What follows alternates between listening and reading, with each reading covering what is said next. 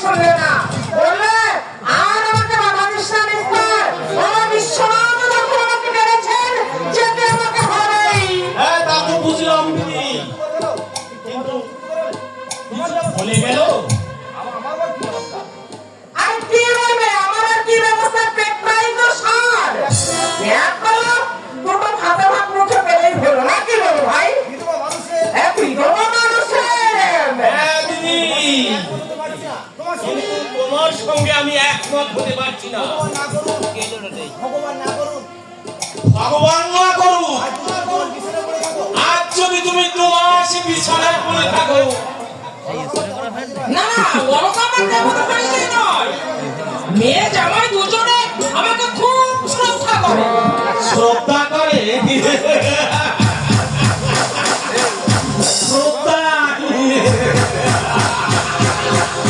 শ্রদ্ধা নয় দিদি, বড় ভয় করে, ভয় করবে কেন? আছে তুমি সম্পত্তির ভাগ চেয়ে বসো কিনা। আচ্ছা দিদি, ও দিদি, কি হলো?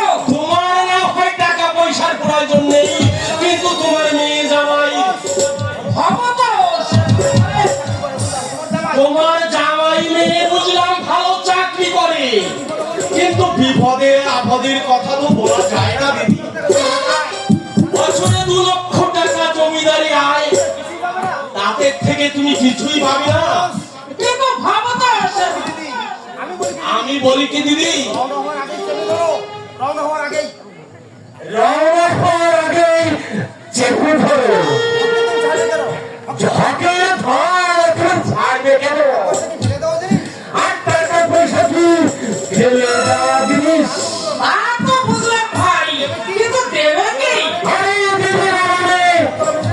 আরে তুমি কি বানের জলে ভেসে এসেছো? আরে ওই জমিদারিটা লিখে দিয়ে ওই মেয়ের নামে,